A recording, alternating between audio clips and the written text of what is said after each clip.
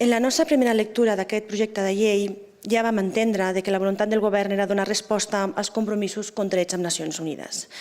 No és, de fet, ja ho diu el títol, és el projecte de llei per a les mesures urgents en aplicació del conveni.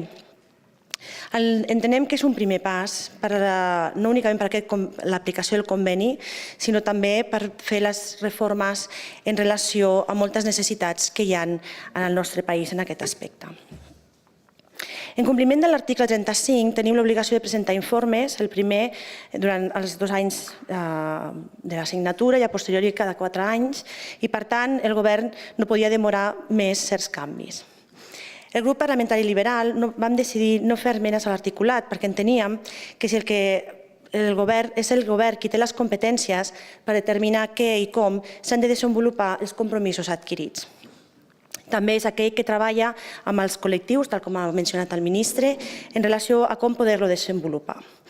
Entenem que no és una llei feta sota la perspectiva de donar resposta a totes les necessitats de les persones amb diversitat funcional, sinó una acció de mesures transversals bàsiques, però que també entenem com importants. Per tant, no vam valorar mai aquesta llei des de la visió, com per exemple ha fet el Partit Socialdemòcrata, de poder integrar absolutament tots i cadascun dels canvis necessaris, perquè enteníem que no era possible. També perquè requereix l'aplicació del conveni accions i mesures molt transversals, i això és el que fa aquesta llei.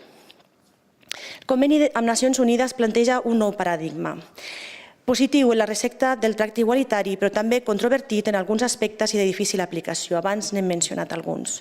Sobretot perquè obliga a exercir un canvi de mentalitat i ja sabem que aquests canvis són lents, perquè van molt més enllà de les lleis i les normatives. Requereix un esforç social important i requereix també dedicar recursos econòmics per part de la part pública i en molts aspectes també des de la perspectiva des del privat. Però tot i això, com ja se'm coneix, una persona que sempre penso que tot no està en la lletra de la llei, necessitem anar una mica més enllà. En aquest cas, els canvis legals són necessaris i imperatius per evitar sobretot qüestions de violència institucional a l'hora d'actuar des de l'aplicació de la llei en el tracte amb aquestes persones. Sempre hem d'actuar en defensa de les llibertats i els drets de tota persona per igual i aquí és on ho hem de demostrar. Aquest text modifica 11 lleis diferents i estableix la modificació d'altres textos en les disposicions finals. Es plantegen unes modificacions primeres i s'adquireix el compromís d'adaptar moltes altres en aquestes altres disposicions. Això és positiu per presentar sobretot certes voluntats davant d'un organisme internacional, però també per iniciar en clau interna molts canvis. Tot això, aquestes disposicions finals no deixen de ser un reconeixement de tota la feina pendent que queda en la matèria, però no únicament ara, també en el futur. No voldríem desmereixer, tot el contrari, reconèixer la feina feta per part de tots els implicats. En som conscients del que significa elaborar un informe per un organisme internacional com Nacions Unides i sense cap dubte dels compromisos adquirits s'han de complir.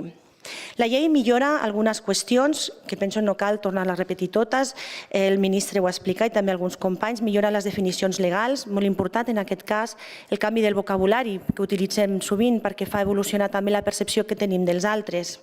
També millora en aquest aspecte, estableix mesures d'equiparació dels drets en aspectes bàsics com la millora de l'accés a l'educació, l'inserció escolar i laboral o la introducció de criteris de disseny universal en qüestions de construcció i reformes.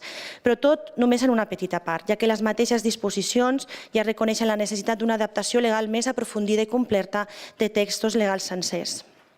Hem de dir que pensem que les esmenes introduïdes per part dels companys del grup mixt també han ajudat a millorar el text i valorem també molt l'esforç dins de la comissió i l'esforç fet pel grup demòcrata a l'hora d'acceptar algunes de les reduccions de termini proposades i algunes de les millores. Tot i això, hem de dir que esperem, ja que sí que és cert que, com hem comentat abans, en el debat de les reserves d'esmena, hi ha qüestions que nosaltres no compartim i enteníem que algunes disposicions finals es podien haver evitat o deixat per posteriori.